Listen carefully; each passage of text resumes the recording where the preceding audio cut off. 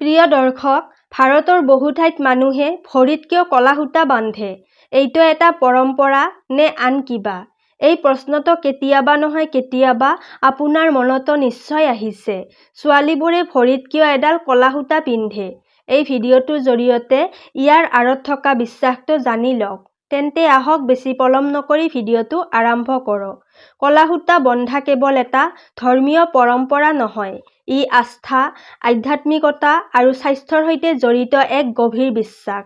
শতাব্দী পুৰণি এই পৰম্পৰাই আজিও মানুহৰ জীৱনত এক গুৰুত্বপূৰ্ণ স্থান দখল কৰি আহিছে। এইটো এটা ট্ৰেণ্ড নে ক'ব পাৰি বেয়া নজৰৰ পৰা বচাবলৈ কৰা এক উপায়। ঘৰৰ ডাঙৰ লোকে শিশুসকলক, বিশেষকৈ ছোৱালীক, ভৰিত এডাল ক'লা সূতা বান্ধি দিয়ে। লগতে তেওঁলোকে কয় যে এই ক'লা সূতাই ভৰিৰ বিষ আৰু বেয়া নজৰ দুয়োটাৰ পৰা ৰক্ষা কৰিব পাৰে বুলি বিশ্বাস কৰা হয়। ইয়াৰ আঁৰত ধৰ্মীয় আৰু সাংস্কৃতিক কাৰণো আছে। এই প্ৰথা বিশেষকৈ শিশু, মহিলা আৰু কেতিয়াবা পুৰুষৰ মাজতো সাধাৰণভাৱে দেখা যায়। প্ৰকৃততে সনাতন ধৰ্মত ক'লা সূতাক সুৰক্ষাৰ প্ৰতীক হিচাপে গণ্য কৰা হয়। সাধাৰণতে কোনো জ্যোতিষাচাৰ্যৰ পৰা সুধি লৈ ক'লা সূতা ভৰিত, বাওঁহাতত অথবা কঁকালত বন্ধা হয়। এইটো ব্যক্তিৰ প্ৰয়োজন আৰু পৰিস্থিতিৰ ওপৰত ভিত্তি কৰি নিৰ্ধাৰণ কৰা হয়। ক'লা সূতাৰ গুৰুত্ব কেৱল ধৰ্মীয় দৃষ্টিকোণৰ পৰাই নহয়, আয়ুৰ্বেদ আৰু জ্যোতিষশাস্ত্ৰতো ইয়াৰ উল্লেখ পোৱা যায়।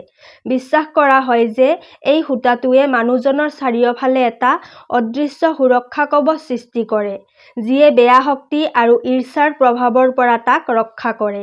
ইয়াৰ উপৰিও বেয়া নজৰৰ পৰা বচাবলৈ ক'লা সূতাৰ ব্যৱহাৰ বিশেষকৈ শিশুসকল আৰু নৱজাতক কেঁচুৱাসকলৰ বাবে কৰা হয়।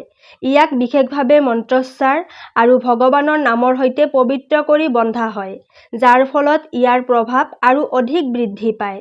ধৰ্মীয় বিশ্বাস অনুসাৰে এই সূতাটোৱে শনি, ৰাহু আৰু কেতুৰ দৰে নকাৰাত্মক গ্ৰহসমূহৰ প্ৰভাৱো শান্ত কৰে বুলি বিশ্বাস কৰা হয়। ক'লা ৰঙক শক্তি গ্ৰহণ কৰা ৰং বুলিও মনা হয়, যাৰ ফলত ই নকাৰাত্মক শক্তিক নিজৰ ভিতৰত শোষণ কৰি মানুহজনক মানসিক আৰু আধ্যাত্মিকভাৱে শক্তিশালী কৰি তোলে। সেইবাবেই ক'লা সূতা পিন্ধিলে মানুহৰ ভিতৰত আত্মবিশ্বাস, মনোবল আৰু ইতিবাচকতা বৃদ্ধি ঘটে বুলি বিশ্বাস কৰা হয়। বৈদিক ধৰ্মীয় বিশ্বাস অনুসাৰে ক'লা সূতাই দেহৰ ভিতৰত শক্তিৰ সামঞ্জস্য বজাই ৰখাত সহায় কৰে বুলি ধৰা হয়। কিছুমান বিশেষজ্ঞৰ মতে ইয়াত চুম্বকীয় গুণো থাকে, যিয়ে ৰক্তচাপ আৰু মানসিক চাপৰ দৰে সমস্যাবোৰৰ পৰা আৰাম দিব পাৰে।